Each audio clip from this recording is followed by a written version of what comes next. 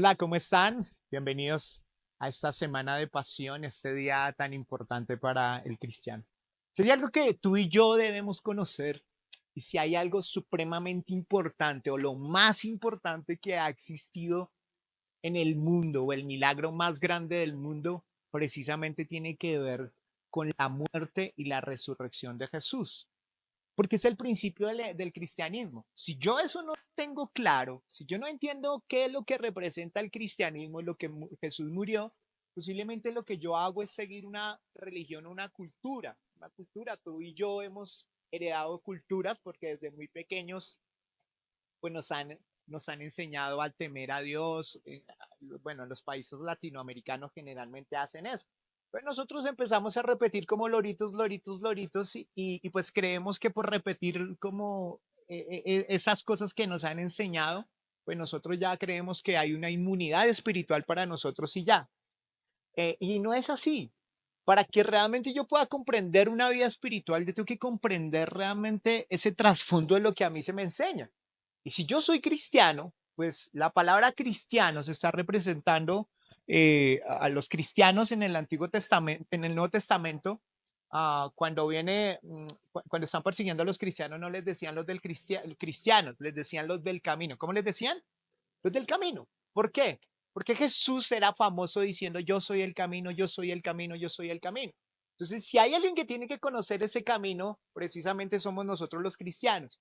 Luego empezaron a reconocernos como cristianos, como un Cristo pequeño. De alguna manera, algunos tienen ese Cristo pequeño. Y si hay algo que tengo que comprender es que tengo que conocer a Jesús y tengo que conocer todo lo que implica su muerte y su resurrección y qué implica para mi vida espiritual, porque eso va a ayudar a que yo me acerque al Señor y me va a ayudar a comprender mi posición o la posición que el Señor a mí me dio. Generalmente podríamos encontrar varias posiciones. Algunos celebran la resurrección en estos momentos y la muerte de Jesús como algo religioso, algo que tenemos que hacerlo. Entonces, una semana que no hay que comer carne, no hay que tener intimidad entre esposos porque si no van a quedar pegados. Entonces, pilas con eso. Algunos tienen, no se bañen, no hagan nada, mano, porque es una semana para guardarse. Pero luego viene el lunes después de la resurrección y entonces volvemos a ser diablitos. Y en eso no consiste el cristianismo, eso no consiste porque de alguna manera entonces adoptamos algo y esa mentalidad un poco como que el que reza peca empata, entonces a veces como que voy a tener una semana donde me va a entregar muy bien, ¿para qué? Para que el Señor no diga después que no me metí con él, pero luego para mí no vale nada luego lo que hice. Y creo que en esa mentalidad nosotros tenemos que cambiarla y ver realmente que lo que hizo Jesús no fue cualquier cosa. O sea, nosotros no podemos pasar por agache lo que Jesús hizo. Tener esa mentalidad de pasar las cosas por agache es como, bueno, ¿no? Pues sí fue importante, pero no tanto. De esa manera de verlo es como que lo que hace que podamos ver a un Dios pequeño y cuando viene un gran problema, pues no acudimos a ese Dios pequeño, sino acudimos a otra serie de cosas porque no vemos realmente quién es Dios. Y si hay algo que podemos manifestar o que manifiesta quién es Dios, es precisamente la muerte de Jesús y la resurrección de Jesús. Amén. Lo primero que enseña allí la cruz. ¿Qué enseña la cruz? Podríamos ver la cruz. Lo primero que enseña la cruz, o hay varias cosas que enseña la cruz. Lo importante que enseña la cruz es que la cruz dice que el pecado es grave. Uno podría decir, ¿pero qué tiene que ver? ¿Cómo así que es grave?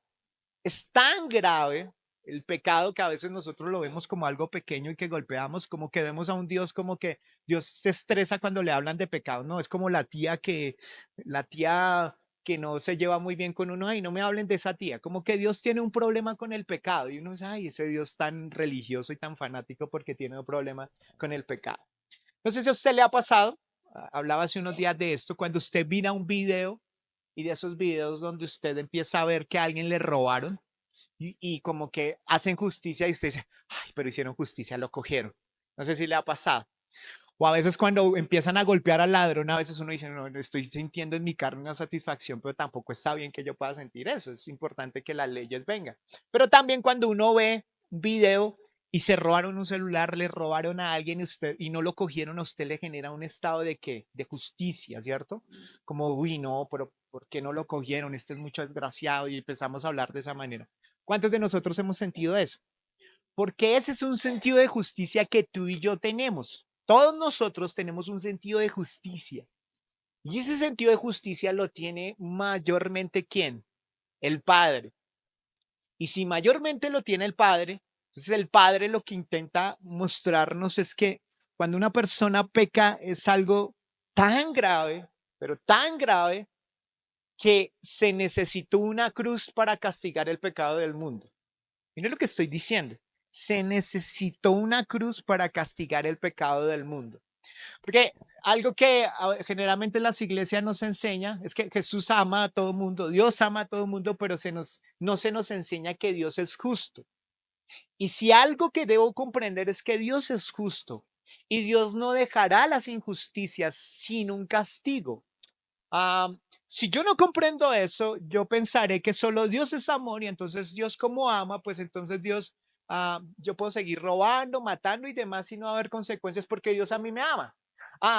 Dios, yo puedo seguir en inmoralidad sexual, yo puedo estar metiéndome con una mujer que es casada y demás, pero ella y yo nos amamos, entonces Dios entiende.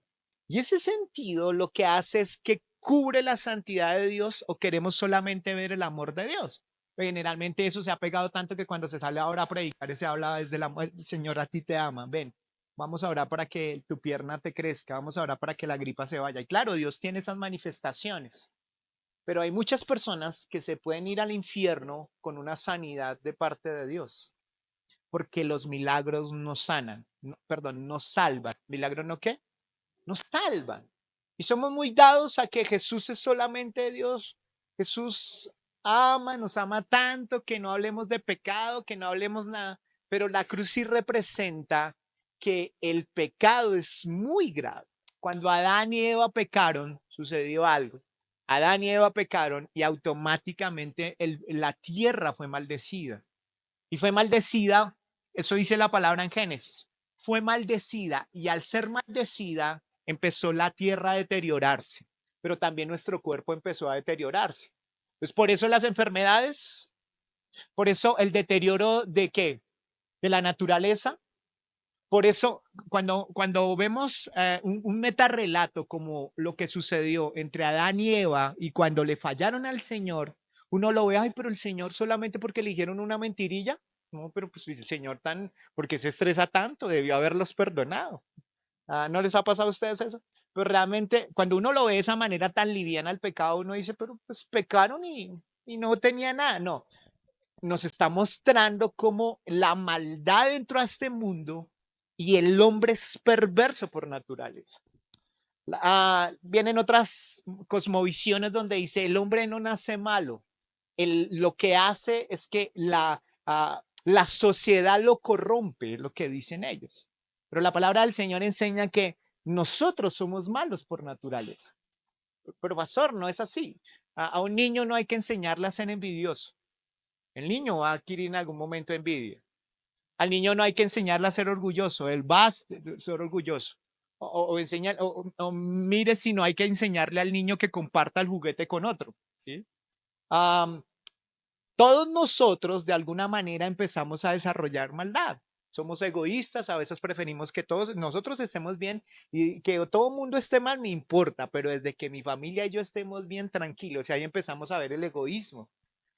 Cuando no nos hallan la razón, somos orgullosos. Somos dados, por ejemplo, a ciertas prácticas inmorales, a ciertos deseos impuros, a ciertas prácticas y demás. Pues, si pudiéramos en estos momentos conectar un gran televisor acá y un cable HDMI a su cerebro y empezáramos a ver todas las cosas que pensamos, usted me podría decir, ay, no pasó, no, desconecte eso, por favor apáguela. Uh, porque si usted supiera lo que yo pienso de usted, entonces imagínese, arrancando por ahí, podríamos ver que tú y yo somos malos. ¿Y para qué es importante saber eso? Saber eso, que esas cosas que yo soy, que yo hago incorrectamente, tienen una consecuencia. Y la palabra del Señor dice que la paga del pecado es ¿qué? Muerte. Entonces, cuando Jesús viene, Jesús entiende que el Padre, el Hijo y el Espíritu Santo en la eternidad se reúnen y dicen, necesitamos un plan de salvación. Necesitamos comprender que el hombre necesita ser salvado de su propia naturaleza pecadora. Y necesitamos un nuevo Adán. ¿Quién es ese nuevo Adán? Jesús es el nuevo Adán. Y dice, por un hombre entró el pecado al mundo y se desarrolló todo el pecado, ¿sí? Que fue Adán, pero por otro nuevo hombre somos salvos. ¿Y ese nuevo hombre quién es? Jesús. Ahora, entonces, si yo empiezo a repetir, Jesús nos salvó. No sé de qué me salvó, pero que me salvó, me salvó. Me hago entender y siempre he hablado de eso. Es como si yo viniera y le dijera a usted, usted tiene una enfermedad que se llama el ruñiqui. Dígale al que está a su lado, tienes una enfermedad que se llama el ruñiqui. Ahora dígale, pero no se preocupe. El pastor tiene la solución. Entonces, usted, míreme a mí. Entonces, usted podrá decir, yo no sé qué es esa vaina del ruñiqui, pero por si las moscas, si la tengo, pues dígame qué hay que hacer para quitarme. Y así a veces somos con el pecado, que había un tal pecado, que había un tal Jesús que me salvó de mis pecados y que me salvó. Yo no sé qué es esa vaina, pero gloria a Dios, aleluya, amén, porque Jesús me salvó. Y entonces ahí empezamos a desvalorar realmente lo que representa el sacrificio de Jesús. Jesús va a la cruz por dos razones. La primera razón es porque va por el Padre, en obediencia al Padre. Pero va porque porque Él va a hacerlo por amor a nosotros. Él decide venir a esta tierra, un Dios convertido en hombre, y ese hombre empieza a vivir todo un sufrimiento que tú y yo necesitaríamos vivir por la consecuencia de nuestro pecado. En la antigüedad para los romanos, ellos adquirieron de alguna manera la cruz como una manera de castigar a todos aquellos que violentaban la ley. Y era una muerte, era la muerte más tesa. Bueno, por lo menos ese man murió y murió allá en la camita y demás, o lo llevaron a la cárcel y pues allá está. Pero ellos necesitaban de alguna manera dar un escarmiento al pueblo, como alguien que quiere establecer una ley, un gobierno, y decir, mire, si usted hace esto malo, le va a pasar esto. Entonces ellos decidieron que iban a imponer la cruz como la muerte más tesa y más para demostrarle a la gente que si lo llegaban a hacer, eso podría pasar con ellos. Y eso representa la cruz. Entonces, hablar de cruz para ellos en las clases sociales altas era lo más porquería. Y, ay, no, ¿cómo así que la cruz? Uy, no fue a la cruz. Tuvo un familiar que murió en la cruz. Uy, no, usted es lo peor. Porque la cruz era lo más terrible. Y allí Jesús, en esos él tiene 6 encuentros con diferentes religiosos y aún con autoridades romanas para tratar de encontrar algo que hubiera violentado la ley, que Jesús hubiera violentado la ley. ¿Para qué? Para que lo hubieran para que fuera la cruz. Pero ninguno de ellos encontraron nada en contra de Jesús. Es más, por eso Poncio Pilato se lava las manos y dice, yo me lavo las manos, a mí no me vengan a decir nada, no sé qué, porque yo no voy a matar a ese man, fue porque ustedes lo pidieron y demás. Y por eso matan a Jesús en la cruz. ¿Y qué representa entonces la cruz? La cruz entonces representa que Jesús toma mi lugar.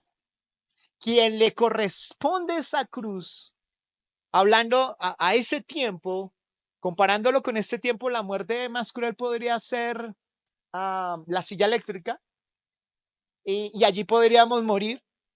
Pero lo que está tipificando acá esto es, tú y yo vamos a morir y hay algo que sucede con nosotros y es que tenemos una deuda muy alta que no podemos pagar ante un Dios santo que se enoja ante la injusticia del hombre y ante la injusticia que han cometido contra Dios. Alguien tiene que pagar. Y ahí es allí donde Jesús toma tu lugar y mi lugar, o más bien toma el lugar que nos correspondía a nosotros yendo a la cruz. Y entonces ahí pasan varias cosas dentro de la cruz. Jesús lleva la carga del pecado. ¿De cuáles pecados? Del pasado, del presente y del futuro. ¿De quién? De la humanidad. De todo aquel que ¿qué? Podríamos hacer una pregunta teológica como ¿Jesús llevó el pecado del mundo? ¿O Jesús llevó el pecado de aquellos que decidieron creer en él? ¿Sí? Cuando hablamos de esa generalidad de que Jesús murió por todos nosotros, entonces, pues yo no necesito ni siquiera aceptar a Jesús porque Él murió por todos nosotros, entonces aleluya y sigamos pecando y haciendo todo lo que queramos. Es el concepto que muchos de nosotros tenemos de que Jesús murió por todos, entonces yo estoy salvo, no hay ningún problema y demás. Porque si hay algo que la cruz habla o me enseña a mí, es que Jesús llevó la cruz, todos nuestros pecados, en la cruz todos nuestros pecados, y que esa persona, si acepta a Jesús como ese que tomó su lugar, ese puede heredar algo que es la resurrección. La resurrección representa, cuando ustedes van a ver, ah, eso lo estudiábamos, que una de las cosas que sucede cuando Jesús murió ese día, ese domingo, es que Jesús resucitó, pero ¿qué sucede a su alrededor? Hay un terremoto, especie de terremoto, oscuridad en la tierra, dice que las piedras ¿qué? Se partieron en dos. ¿Y qué sucedió en los cementerios? Dice que en los cementerios, después de la resurrección de Jesús, los cementerios se abrieron y empezaron a salir santos. ¿De dónde? De allá los sepulcros. Y empezaron a, imagínense que un familiar suyo por allá que ya falleció hace tiempo, por allá golpe usted en la madrugada. ¿Y usted qué hace acá? Esa fue algo que mostró la primogenitura de qué? De que todo aquel que cree en Jesús no morirá. Entonces, lo que sucede en la cruz es que la cruz representa la justicia de Dios. ¿Por qué? Porque la ira de Dios estaba representada allí en la cruz. ¿Por qué? Porque la santidad de Dios, o la justicia de Dios tenía que ser satisfecha. Alguien tenía que pagar por los pecados de la humanidad. ¿Y quién los pagó? Jesús. Ahora, ya que dejo los pecados en esa cruz y Jesús lleva todos los pecados en esa cruz, automáticamente entonces se me quitó a mí la culpa. ¿De qué culpa estoy hablando? De nuestros pecados. Pongámoslo allí, cuando usted ha hecho algo inapropiado, usted intenta quitarse eso de la cabeza, pero no puede quitarse, o intenta olvidarlo, o lo deja atrás. Pero eso no quiere decir de que se quitó la consecuencia de. ¿Quién quita la consecuencia de nuestros pecados? La cruz. Hemos hablado de que ahorita las enfermedades mentales han aumentado tremendamente, pero casi todas ellas tienen un común denominador, una falta de perdón. Si yo niego la cruz, yo estoy negando el perdón. Por eso tú y yo necesitamos la cruz para sentirnos perdonados y ser perdonados por nuestros propios errores, por nuestros propios pecados. Porque en la cruz es necesaria para el ser humano, pero el ser humano la rechaza. Ahora, si yo rechazo la cruz, rechazo la resurrección. Si yo rechazo la resurrección, rechazo la cruz. Las dos son completas. ¿Qué? Porque si no entiendo eso, yo voy a pensar posiblemente que yo hoy puedo estar diciendo, oh Señor, la Pascua del Señor. ¿Cuál es la Pascua del Señor? Jesús resucitó, es la segunda Pascua, es la segunda fiesta. Ay, Jesús resucitó. Muy bien, celebrando algo, pero la pregunta es, para acceder a esa fiesta, tienes que haber hecho algo antes, o si no, no puedes entrar. Es como si alguien estuviera ahí a la puerta, a la entrada de una fiesta, una gran fiesta, y el Señor le dice, listo, el Señor resucitó, ven a celebrar con nosotros, porque no solamente Él resucitó, sino tú vas a resucitar.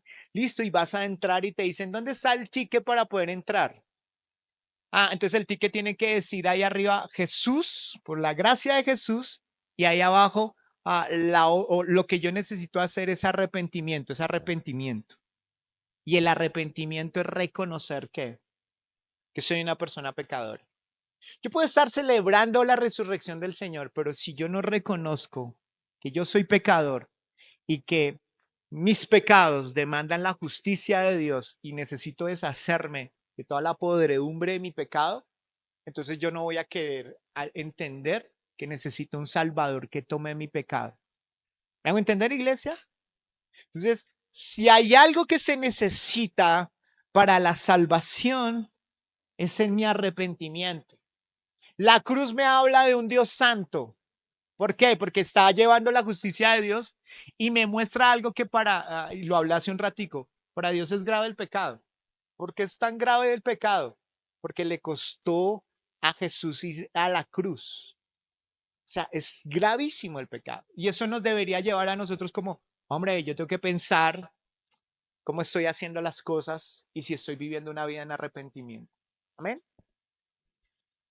Que la palabra del Señor enseña entonces que la cruz representa un Dios santo, la cruz representa el perdón de mis pecados, la cruz representa que alguien tomó mi pecado y ahora soy libre y ahora puedo entrar confiadamente al trono de la gracia, porque la resurrección, cuando ya llega el día domingo, entonces el día domingo tiene varias implicaciones. Primero, hay una profecía en el Antiguo Testamento que dice que 3 días y 3 noches resucitará ¿quién? Jesús. Entonces uno podrá decir, pero si yo hago las cuentas y Jesús murió a las 3 de la tarde, entonces si Jesús murió a las 3 de la tarde, entonces el sábado a las 3 de la tarde es un día. Y entonces el domingo a las 3 de la tarde sería ¿qué? El segundo día.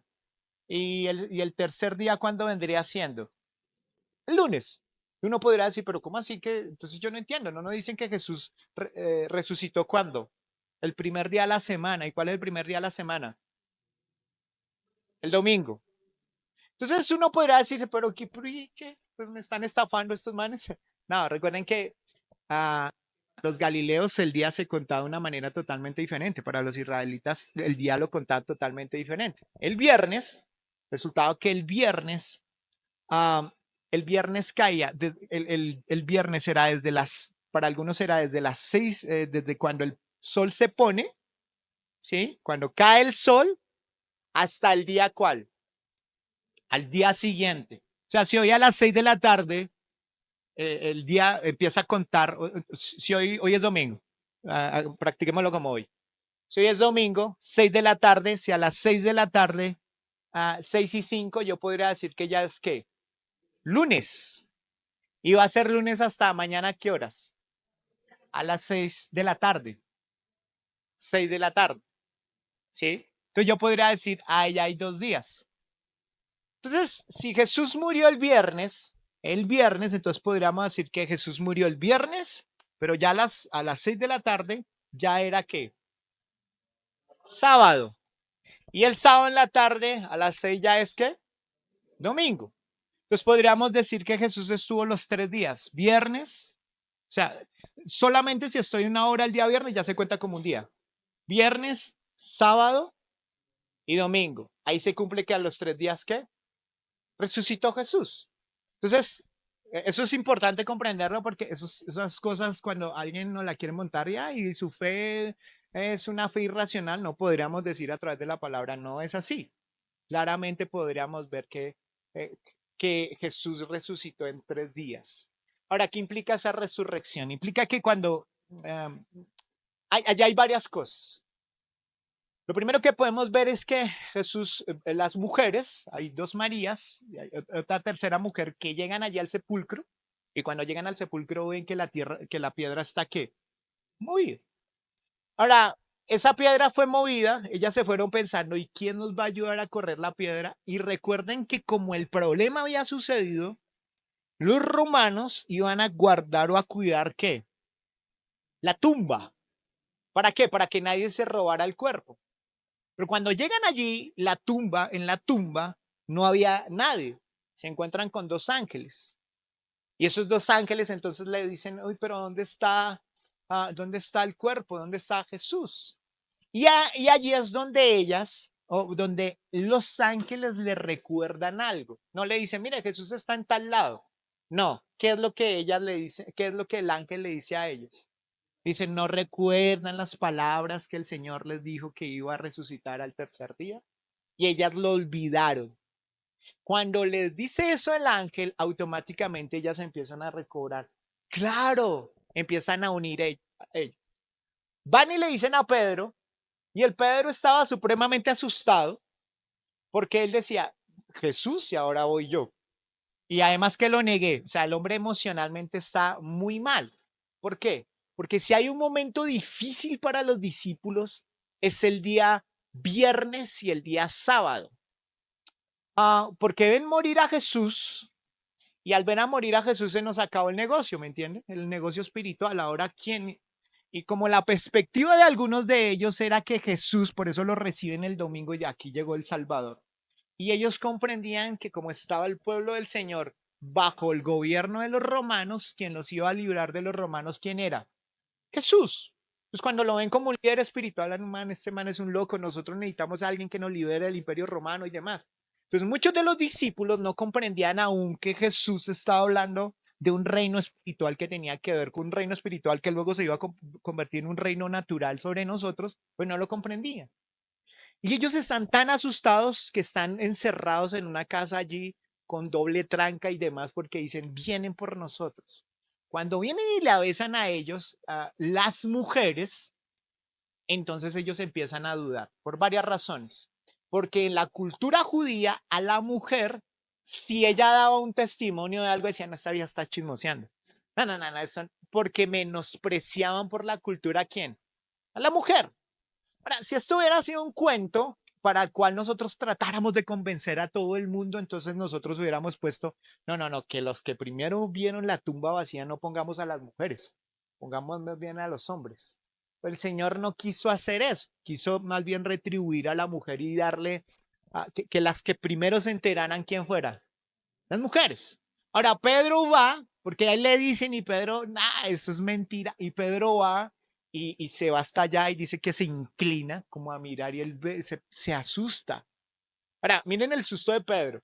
Pedro se asusta por varias razones. Y si Jesús resucitó y con la embarrada que acabo de cometer de haberlo negado 3 veces y que hoy le corto la oreja, no, qué boleta yo. O sea, el man empieza a pensar, y ahora, ¿cómo? No, la relación con Jesús ahora va a ser complicada, va a ser difícil y demás. Porque si hay algo que Jesús hace cuando Él resucita y se encuentra con sus discípulos es vayan y díganle a Pedro. Me parece tan lindo eso porque sabe que Pedro está sufriendo por ello. Y va y le dicen, vaya y díganle a Pedro que yo resucité. Y aún así Pedro se va a lo que hacía generalmente, que era que allá a pescar, porque él se siente indigno, porque él acaba de fallar allí al Señor. Y no fuera solamente eso, nos habla de que todos los discípulos de Jesús estaban tan choqueados que él se encuentra 2 manes que van caminando y empiezan a hablar entre ellos, no hermano, pero sí ve Jesús, y es muy profeta y todo, y mire, y se murió, y yo lo vi, no lo escuchó allá en la cruz, que es que, ¿por qué me has dejado, Padre? ¿Por qué me has abandonado? Y no, pero o sea que él no estaba unido con el Padre, no, no, nos estafaron. Y el Señor, entonces, el Señor, él dice la palabra que ellos iban al camino de Maús, estaban caminando y contándose entre ellos y se les aparece un tercero. Y ese tercero empieza a escucharlos. Sí, cuénteme qué pasó. ¿No sabe lo que acabó de pasar? Pues el Mesías que nosotros teníamos, como que nos sentimos estafados porque murió. Y dijeron por ahí que resucitó en la mañana, pero eso yo no sé si sea así. Y él dice la palabra que él decide cerrarle los ojos a ellos para no comprender. O sea, cerrar los ojos está refiriendo a que él decide que no lo conozcan a él. Y empiezan a caminar. Eso empieza a contarnos un poco lo que está sucediendo en esos 2 días. Para ellos el día más terrible, el día sábado, porque hay una desesperanza total. O sea, ¿qué va a pasar con nosotros? El Mesías se nos murió, no que iba a resucitar y que íbamos a tener un rey eterno. ¿Y dónde se queda eso? ¿Dónde se queda nuestra esperanza? Nosotros todo este tiempo, estos 3 años, para arriba y para abajo con Jesús, ¿dónde? Y entonces viene la desesperanza.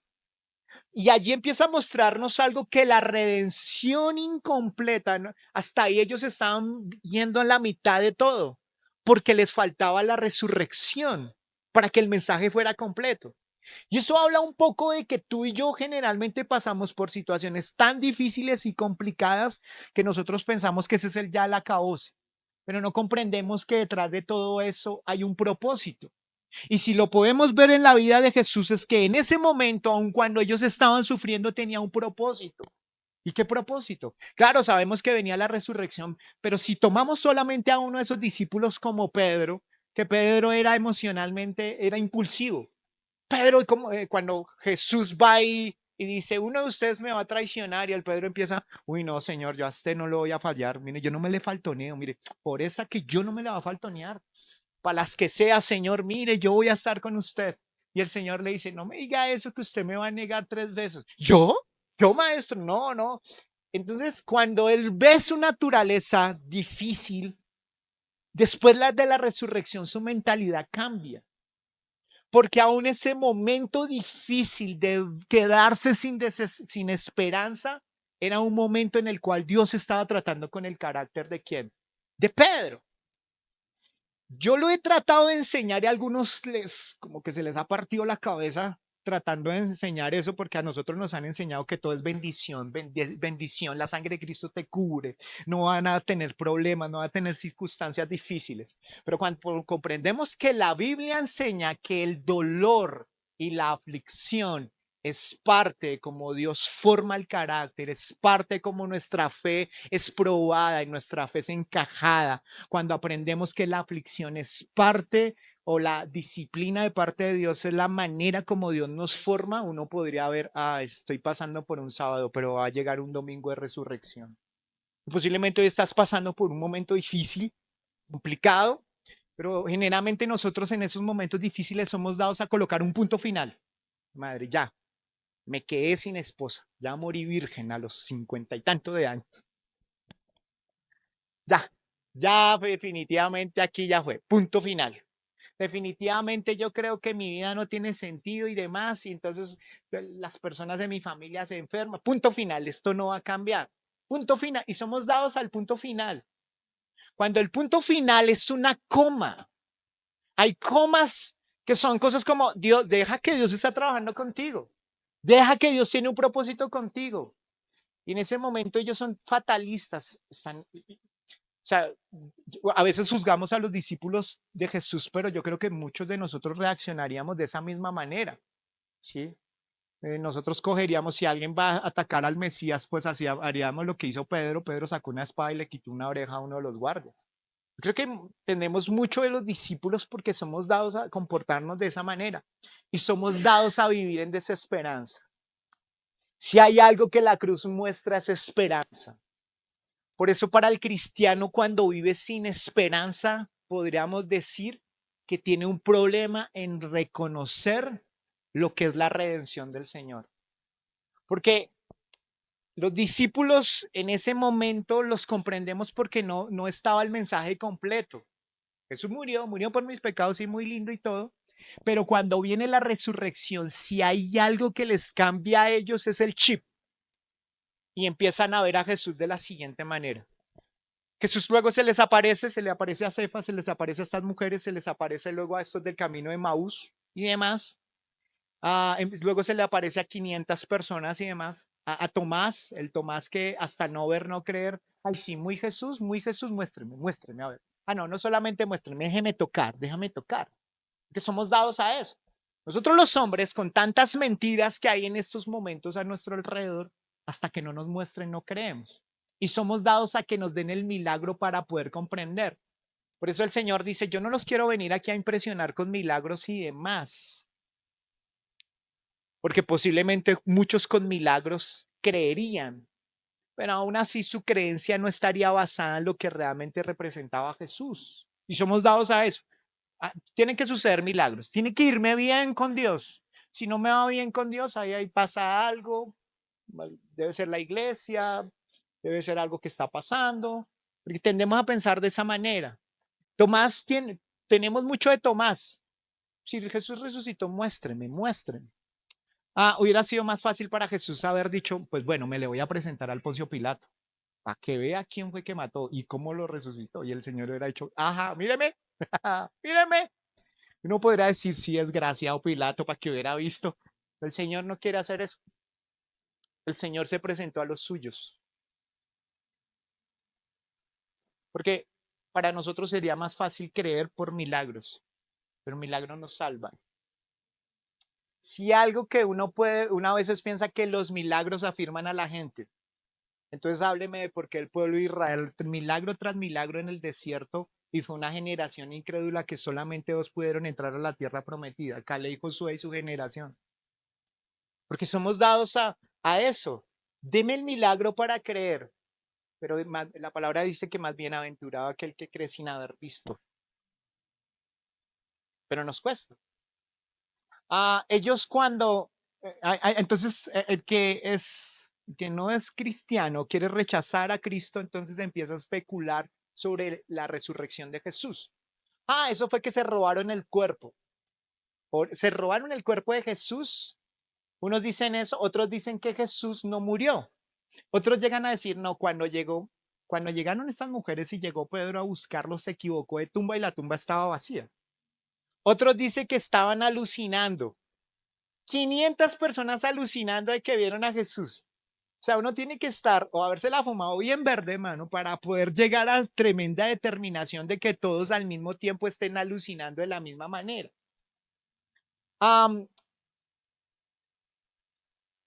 Para mí hay muchas pruebas que refutan precisamente que Jesús sí resucitó, pero para mí la prueba número uno, para mí, hay muchas teológicas, pero para mí la que más refuta que Jesús realmente resucitó fue el cambio de mentalidad de los discípulos. Porque uno ve una serie de discípulos paniqueados, atemorizados, pero cuando ven a Jesús les cambia el chip. ¿Y por qué les cambia el chip? Porque 12 de esos discípulos, 11 fueron muertos predicando el evangelio. ¿Qué le perdieron el miedo de ellos? A la muerte. Ellos dijeron, Jesús resucitó, Él es el camino, Él es la verdad. Y eso hace, imagínense si ellos se hubieran robado el cuerpo, entonces no, vamos a ser aquí todos hipócritas y entonces vamos a dar la vida por un Jesús que nunca resucitó. Claro que no. ¿Y para qué es eso tan importante? Porque esa es donde está basada tu fe y mi fe. Tenemos una fe racional donde creemos que Jesús resucitó. Por eso Pablo cuando habla en Corintios, en 1 Corintios capítulo 5, creo que dice que sería vana para nosotros nuestra fe si realmente el Señor no hubiera resucitado. O sea, ¿para qué nosotros nos serviría que Jesús hubiera resucitado? Seríamos dignos de burla, dice la palabra del Señor. 1 Corintios 15 dice, porque primeramente os he enseñado lo que asimismo recibí, que Cristo murió por nuestros pecados conforme a las Escrituras y que fue sepultado y que resucitó al tercer día conforme a las Escrituras. Esto es el Evangelio de la cruz. Si yo comprendo eso, y Pablo está diciendo, si yo, ahí le recomiendo que lea todo el capítulo 5, y allí va a poder ver cómo Pablo está diciendo, nosotros seríamos dignos de lástima si Jesús nunca hubiera resucitado. Entonces comamos y bebamos y desorganicemos la vida porque nos vamos a morir. Y ya. Pero Pablo dice eso, que también tiene una evidencia para él. Y es que él escuchó lo que los discípulos lo vieron, los 500 personas, pero luego de Jesús haber muerto, haber resucitado y ascendido a los cielos, luego dice Pablo que ¿quién se le aparece? ¿Quién se le aparece? No, apaguemos todo, vayamos. ¿Quién se le aparece a Pablo? Jesús. Jesús tiene un encuentro cercano con Jesús y por eso en ese mismo capítulo dices que yo soy digno de lástima, porque soy el último de los apóstoles. Aquí lo tengo, se lo voy a leer porque si no... Primera de Corintios, capítulo 15 dice, además os declaro, hermanos, el evangelio que os he predicado, del cual también recibiste, en el cual también preservaráis, por el cual asimismo si retenéis la palabra que os he predicado, sois salvos, si no creíste en vano. Porque primeramente os he enseñado lo que asimismo recibí, que Cristo murió por nuestros pecados conforme a las Escrituras, y que fue sepultado y que resucitó al tercer día conforme a las Escrituras, y que apareció a Cefas y después a los 12. Después apareció a más de 500 hermanos a la vez, de los cuales muchos viven aún y otros ya duermen. Después apareció a Jacob, después a todos los apóstoles. Y el último de todos, como a un abortivo, me apareció ¿a quién? A mí, dice Pablo. Porque yo soy el más pequeño de los apóstoles, que no soy digno de ser llamado apóstol, porque perseguía a la iglesia de Dios. Pero por la gracia de Dios soy lo que soy, y su gracia no ha sido en vano para conmigo. Antes he trabajado más que todos ellos, pero no yo, sino la gracia de Dios conmigo. Porque o sea yo, o sean ellos, así predicamos y y así habéis creído. Pero si se predica de Cristo que resucitó de los muertos, como dicen algunos entre vosotros que no hay resurrección de muertos. Él ya estaba viviendo la presión de algunos que decían que no había resurrección de muertos. Versículo 13. Porque si no hay resurrección de muertos, mire lo que dice la escritura allí, tampoco Cristo resucitó. Y si Cristo no resucitó, vana es entonces nuestra predicación, vana es también vuestra fe. Y si somos hallados falsos testigos de Dios porque hemos testificado de Dios que Él resucitó a Cristo, el cual no resucitó, sin en verdad los muertos no resucitan. Porque si los muertos no resucitan, tampoco Cristo resucitó. Y si Cristo no resucitó, vuestra fe es vana. Aún estáis en vuestros pecados. Entonces también los que durmieron en Cristo perecieron. Si en esta vida solamente esperamos en Cristo, somos los más dignos de conmiseración de todos los hombres. Mas ahora Cristo ha resucitado de los muertos, primicia de los que durmieron en ello. Porque por cuanto la muerte entró por un hombre, también por un hombre la resurrección ¿de qué? De los muertos. Porque así como en Adán todos mueren, también en Cristo todos serán ¿qué? Vivificados. Pero cada uno en su debido orden, Cristo las primicias, luego los que son de Cristo en su venida, luego el fin, cuando entregue el reino de Dios. Ese capítulo me está diciendo básicamente, si no hubiera resurrección, entonces seguiríamos con la carga del pecado. Pero sabemos que hay resurrección. ¿Por qué? Porque quien le da la resurrección a Jesús, ¿quién es? El Padre, a través del Espíritu Santo. O sea, el mismo poder que operó en Jesús es el mismo poder que opera en quién? En nosotros. ¿Cuál es ese poder? El poder del Espíritu Santo. Ahora, ese poder viene sobre nosotros ¿y por qué viene? Porque primeramente vino sobre Jesús, porque el Padre estuvo satisfecho. ¿De qué estuvo satisfecho? El Padre estuvo satisfecho del sacrificio de Jesús. Cuando Jesús dice telestai, consumado es, hecho es, pagado es, no hay ninguna deuda. Y el Padre dice, así es. ¿Y cómo sabemos que hay una aprobación? Porque lo resucitó. Y allí entonces empieza la promesa para los cristianos. Todos aquellos que murieron en Cristo, que se han arrepentido, que han aceptado a Jesús como su Señor y Salvador, tienen la promesa de la vida ¿qué? Eterna. Por eso para nosotros es tan importante este día porque está diciendo, hombre, el gran problema de la humanidad es muerte. Cuando usted le da una gripa, usted piensa que ya se va a morir, que tiene un cáncer, porque usted tiene un miedo a la muerte terrible. Si tiene un miedo a ello y es para usted es eso, no, yo no quiero pensar en eso. Yo no sé qué hay, no me hable. Para algunos es pánico entrar a un cementerio, es pánico entrar a una caja, un ataúd, es terrible y demás, porque eso lo asocian con su gran temor. El mayor temor que todos los seres humanos tenemos es ¿a cuál? A la muerte. Por eso les digo que los discípulos del Señor pierden ese miedo a la muerte y pueden alcanzar sin límites todos los dones que Dios le dio. Porque si hay algo que Dios quiere en ti y en mí es que pierdas ese miedo a la muerte. Porque hasta hay algo que tienes que creer es wow, o sea que ya no debo nada, mi pecado fue pagado, todo lo que yo debía al Señor fue pagado y ahora soy libre. A eso se refiere la resurrección. Tú eres libre. ¿Por qué? Porque tú lo hiciste. No, mire, generalmente nosotros somos muy dados a que nosotros quisiéramos ser como David, porque David venció a Goliat, ¿recuerdan? Y David y cogió las 5 piedras y cogió una piedra y lo venció. ¿Cuántos quieren ser como David? Yo quiero ser como David. ¿Cuántos quieren ser como Gedeón, que se enfrentó contra un ejército con 300? Yo quiero. Y generalmente nos encantan esas victorias que nosotros tenemos. Pero si hay alguien que te venció y obtuvo una victoria para ti, fue Jesús. A veces lo que tú no necesitas ser David. Tú necesitas un David. ¿Y cuál es ese David? Sin miedo. ¿Cuál es ese David? Jesús. O sea, Jesús peleó tu máxima batalla. Jesús peleó en la cruz por ti y por mí. Jesús venció la muerte. El día que Él muere, baja a los infiernos, le habla a los espíritus encarcelados que hablan de Génesis. a aquellos gigantes que se metieron con las mujeres y demás, y que muchos de esos demonios están allí. Él va y les predica allí el evangelio. Otros dicen que va y pasa por el seno de Abraham y que se lleva a algunos para el cielo. Hay varios puntos de teología, pero podríamos ver que nuestro máximo héroe es Jesús.